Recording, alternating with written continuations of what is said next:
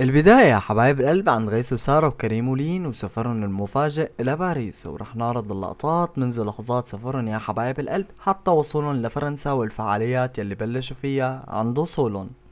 جية بس رايحين على باريس. أنا أول مرة بروح على باريس، كتير متحمسة، بس يومين بعدين اللوكيشن التاني.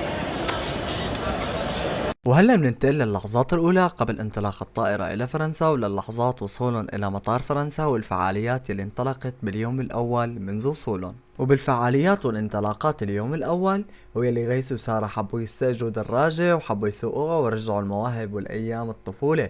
وهلا بترككم اللقطات يا حبايب القلب، شوفوها.